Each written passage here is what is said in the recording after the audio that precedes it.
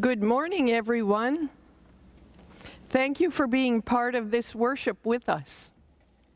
We have now experienced our first Thanksgiving during COVID, and the weather is beginning to feel like real November. So the warmest of welcomes in behalf of all of our community near and far, and here in our beloved meeting house, from Reverend Liz, who is not in the meeting house today, Reverend Roger, who is also away, Joan Richards, our longtime church member and speaker this morning, Annie Bissett, our chalice lighter, and myself, Alyssa Emerson. Joan Richards has been an active member of the First Unitarian Church since she and her family moved to Providence in 1982. Today, she will consider the challenges of 2020 from the perspective of a church whose members have negotiated times of crisis for 300 years. For all of us near and far, welcome to the First Unitarian Church of Providence, where we love beyond belief.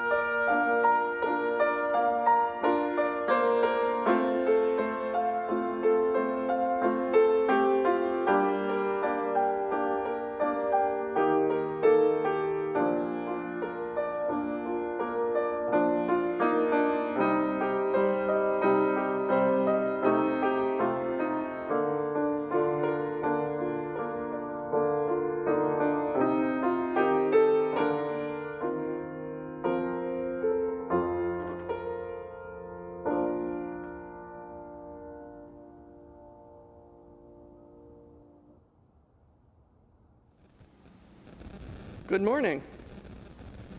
There is much that is ridiculous about delivering an invocation to a group who cannot come together. But the oddness of this situation may also serve as a reminder that what is being offered is an invitation to open yourself to a space that is at least as much within as without. In that spirit, I look into the open spaces of this church and say, come. Come into this place of peace and let its silence heal your spirit.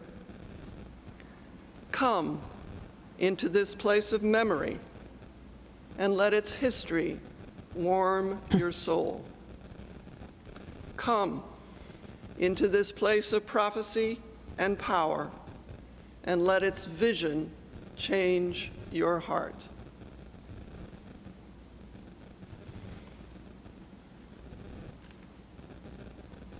For those of you at home who would like to light a chalice with us, please do so now.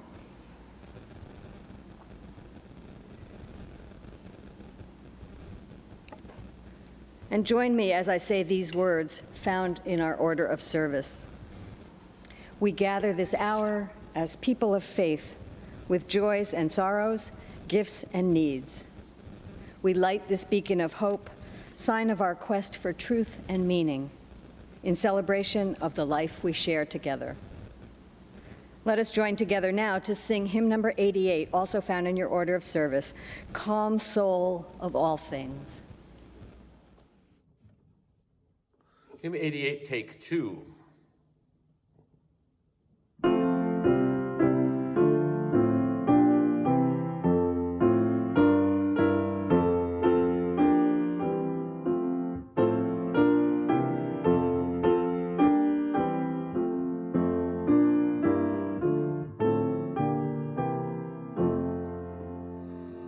Calm soul of all things, make it mine to feel amid the city's jar that there abides a peace of thine I did not make and cannot mar.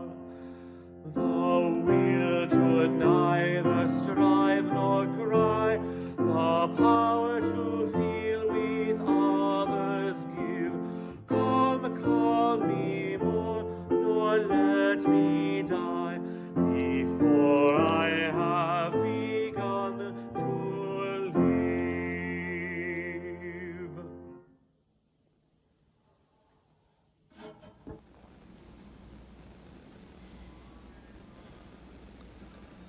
Our reading today is a selection from Psalm 94, which I'm taking from this Bible, which was presented by a member of this congregation, by a member on Easter 1876. It is a little-known psalm, even in traditional churches, because its main thrust is a call for divine vengeance, which can require considerable explanation. Rather than go into that explanation, I've edited it to highlight the relationship between God and a person struggling in hard times that lies at its heart. I have no trouble seeing its relevance in the waning months of 2020. Lord, how long shall the wicked triumph? How long shall they utter and speak hard things, and all the workers of iniquity boast themselves? They break in pieces thy people, O Lord, and afflict thine heritage. They slay the widow and the stranger, and murder the fatherless. Yet they say, the Lord shall not see, neither shall the God of Jacob regard it. Understand, ye brutish among the people, and ye fools, when will you be wise? He that planteth the ear, shall he not hear? He that formed the eye, shall he not see? He that chastiseth the heathen, shall he not correct? He that teacheth man knowledge, shall he not know? Who will rise up for me against the evildoers? Or who will stand up for me against the workers of iniquity? Unless the Lord had been my help, my soul had almost dwelt in silence. When I said, my foot slippeth, thy mercy, O Lord, held me up. In the multitude of my thoughts within me, thy comforts delight my soul.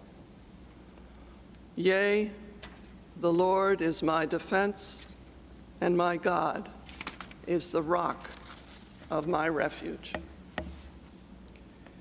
And then, just to give you a taste of the reason Psalm 94 is known as Deus Ultionum, or God of vengeance, it closes with, and he shall bring upon them their own iniquity, and shall cut them off in their own wickedness. Yea, the Lord our God shall cut them off.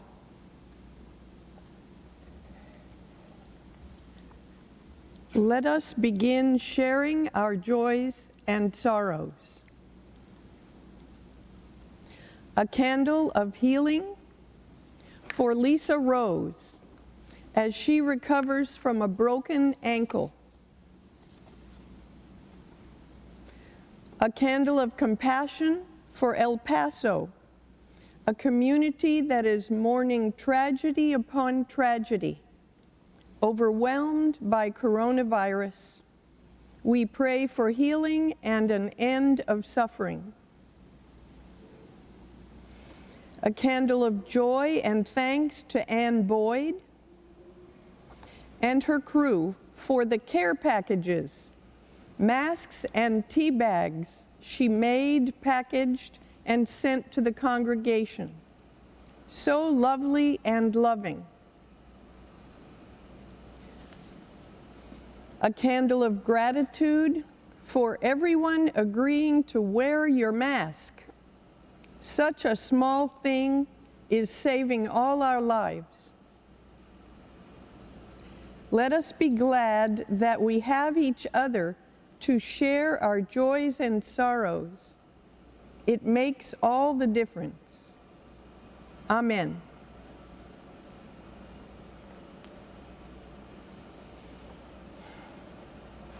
Let us join our hearts in the spirit of prayer and meditation. After these words from Andre Molle's poem, All That We Share is Sacred, we will hold silence together.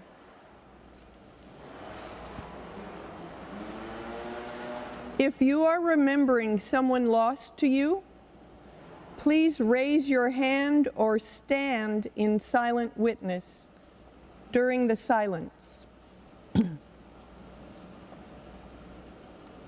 Spirit of life and love, as we gather together, may we remember when you share with me what is important to you, that is where listening begins. When I show you that I hear you, when I say your life matters, that is where compassion begins. When I open the door to greet you, that is where hospitality begins. When I venture out,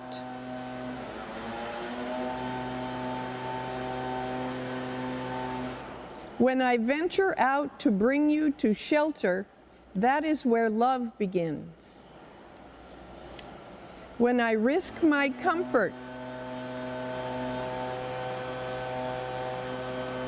to ease your suffering, when I act against hatred violence, and injustice, that is where courage begins. When we experience the full presence of each other, because of our shared humanity, because of our differences, that is where holy gratitude begins. Let us remember and revel in such thankfulness where all that we share is sacred. Amen.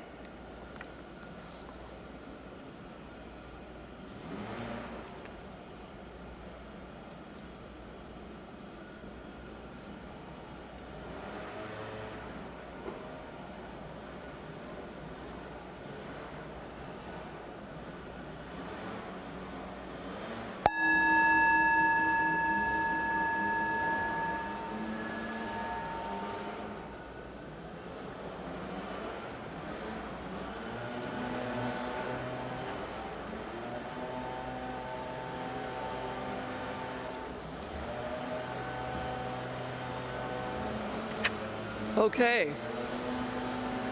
Now is the moment that I have to really confront the emptiness of this church. And I'm going to do so by following the advice I gave in the invocation. So before I launch into my sermon, I'm going to take an opportunity to populate the church. As I stand here, in my mind's eye, I can see so many of you in your accustomed places. Richard Buber is sitting in the back, making sure that everything is in order. Bill Twaddell and Susan Hardy are sitting up in the balcony. Jim and Janet Estey are with Herb and Nancy Freed to the left of the center aisle. And Nori Duncan is a bit further back. Marilyn Ennett is over there on the left aisle, in the area where I usually sit, and the choir is nestled down here on my right. It would take too long to give more names, but you know who you are, and many of you know where you sit in the open space that lies in front of the pulpit. Those of you who are new or have never been here at all may also claim your places, wherever you find the most comfortable. You are welcome here. Now, filling the church in this way is more than my desperate attempt to find comfort and company in this rather chilly, empty space. Taking this approach to its open spaces makes it possible to expand the group, to include many of those who are no longer with us. Marilyn Mearden sits in the left front row. Ruth Ariana prefers the right center. And I, who have been a member here for almost 40 years, have many others in mind as well. Elegant and determinedly effective Charlotte Stratton used to sit about halfway down the far left aisle, while Richmond Sweet, whose temperament and Thanksgiving pies matched his name, sat closer to the front. Heston Hurst loved fire engines almost as much as he did this church, and he preferred the center section, as did the volatile Jack and calming Mary Finger. Frank and Betty Reed actually did not attend services. They preferred to schmooze with the sexton, George Barrows, on the couch in the parlor outside of the kitchen. But their spirits expanded to fill this space as well. And this is not all. Efforts to fill this space need not be limited by my increasingly faulty memory. This church is more than 200 years old, and its congregation goes back 100 years before that. In our current situation, There's no need for us to be distracted by the immediate reality of the living or even of those we remember.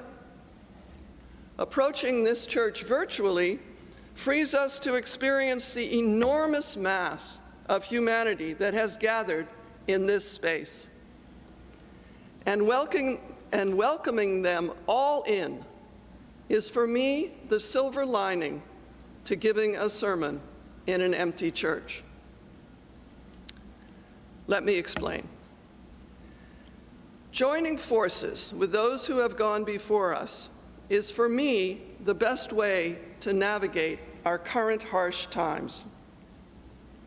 As I struggle to make my way through the turbulences of 2020, it helps me to remember that in the 19th century, the people who gathered in this church found their way through the Civil War, the scourge that was tuberculosis, later, World War I, and the flu epidemic of 1918.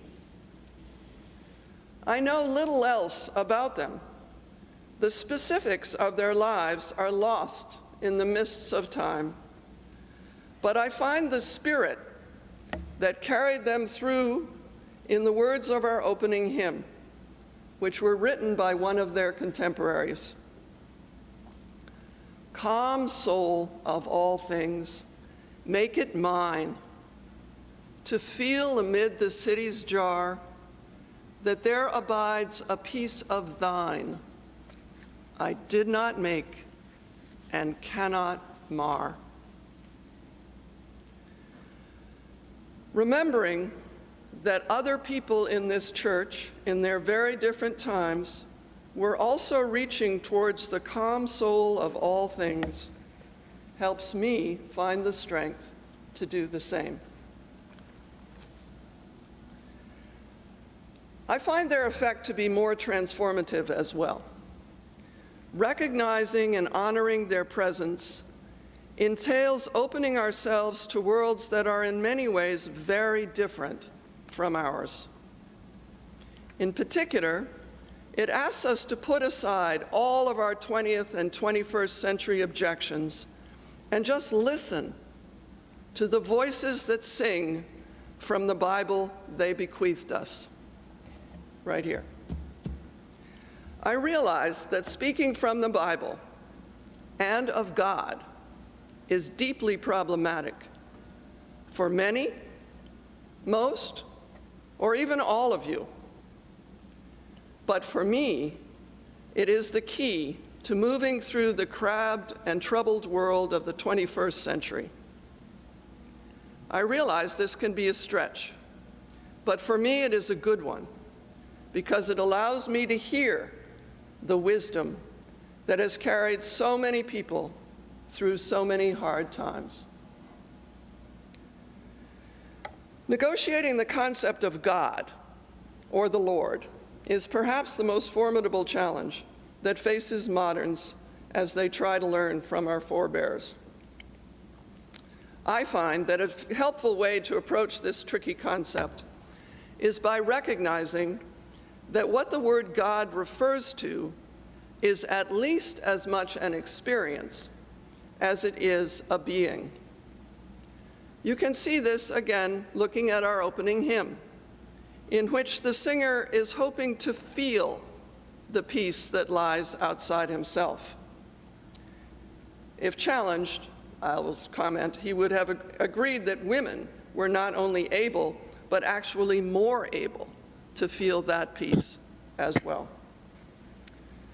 In any case, I hope that many of you have at one time or another, whether in the woods, in church, in music, in yoga, or in something else, have had an experience in which you found yourself calmly part of a larger whole. The singer of our hymn understands that kind of reassuring experience in terms of presence, as a time in which some calm soul of all things is close at hand.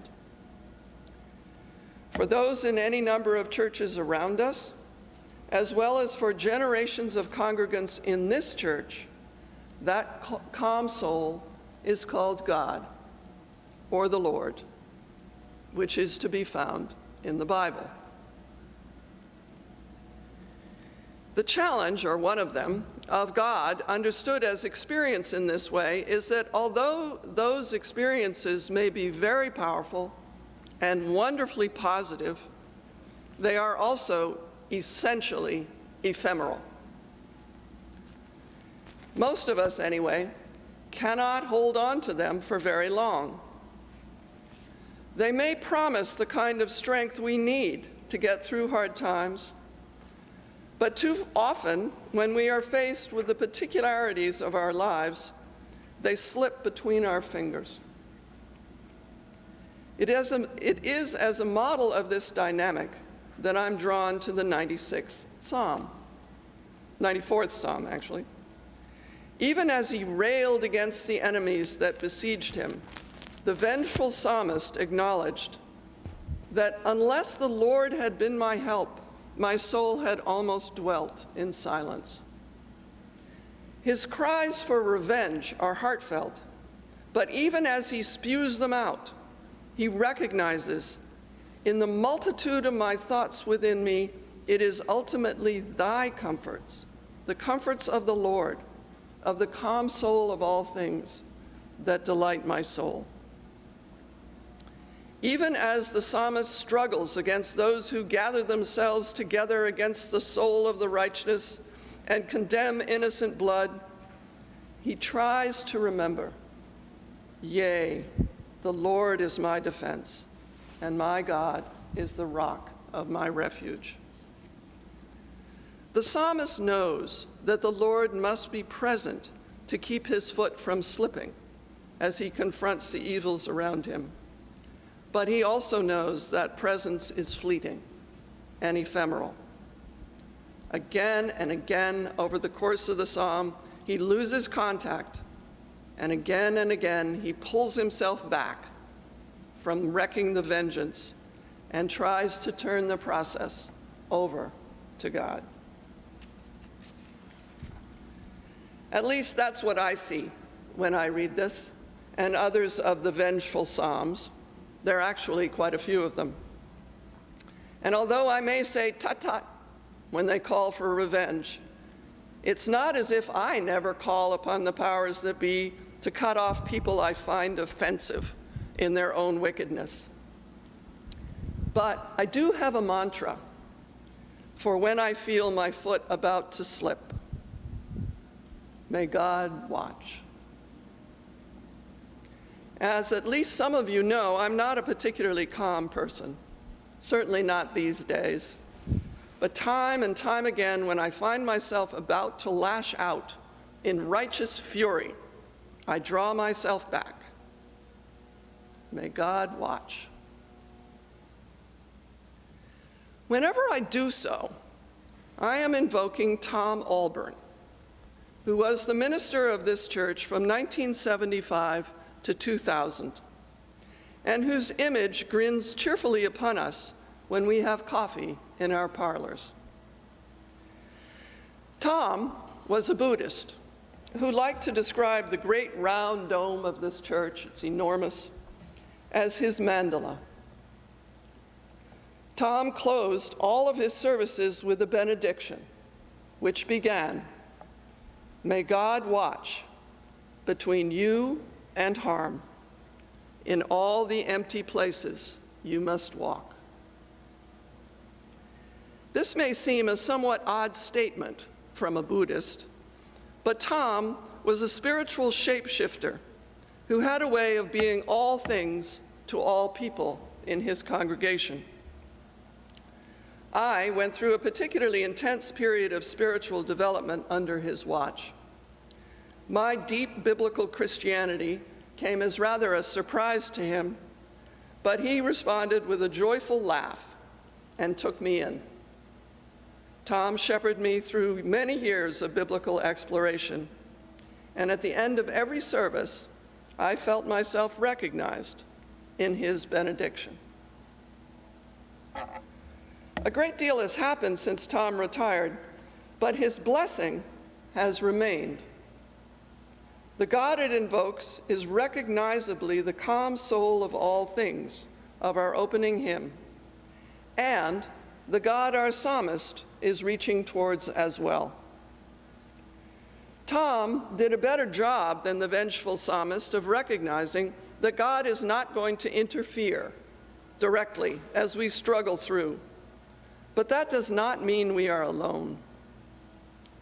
The God Tom called upon is present and watchful and with us, always. I am well aware of the problems that attend speaking of the God of the Bible in the United States of 2020. But I nonetheless have found it to be the best way to open myself to the wisdom of all the generations of people who worshiped in this church long before any of us arrived on the scene. The essential message that the vast majority of them rested on is the one to be found in Tom's benediction. It is when we open ourselves to the deep, underlying reality of a divine presence that suffuses every part of the world, every minute of the day, that we can be strong enough to withstand the difficulties and confront the evils that face us. It is that insight which is wrapped for me in the word God. And that God is also sometimes still to be found in our hymnal. Hymn number 281 is an 18th century paraphrase of the words of a non-vengeful psalmist. I invite you to sing or read along with gusto.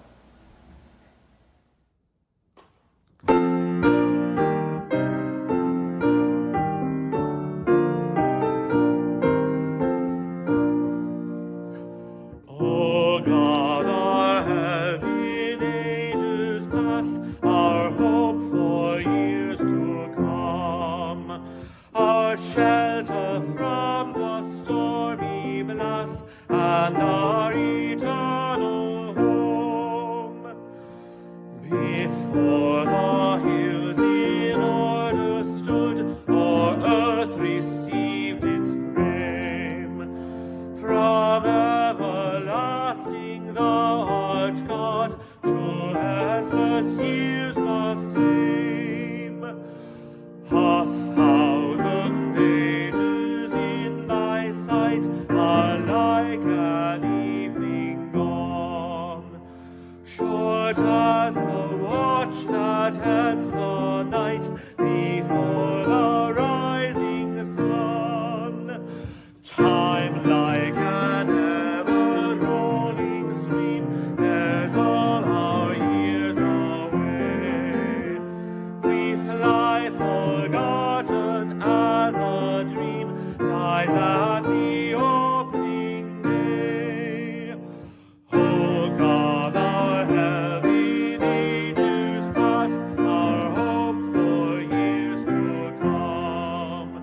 Be thou our guide while troubles last, and our eternal home.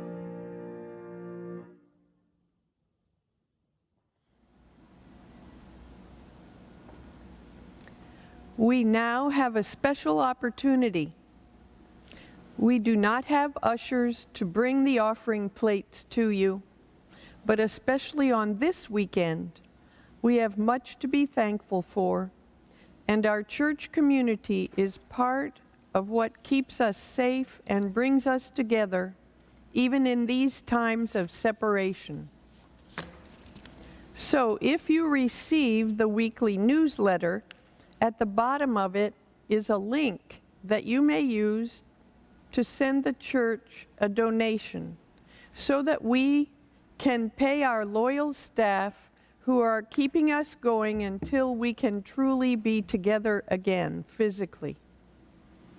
I have to admit that I kept trying to find the link at the bottom of the service, but it is in the newsletter. However, If you cannot find it, or if you do not receive the newsletter, feel free to contact the church office for help to continue your pledge. Meanwhile, thank you so much for all that you give, all that you do, and all that you are.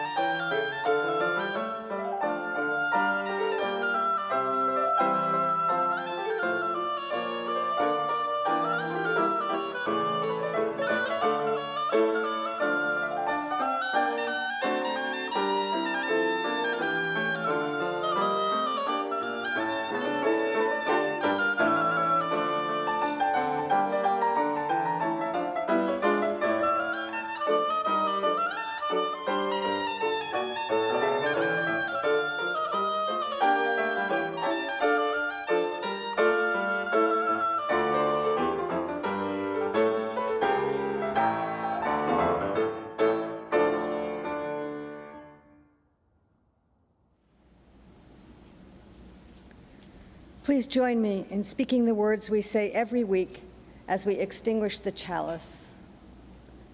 We carry the flame of peace and hope and love until we meet again.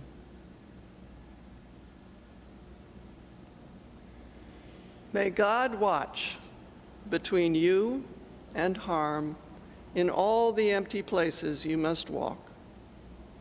In the evening of life, you will be judged by love. May all beings be happy. May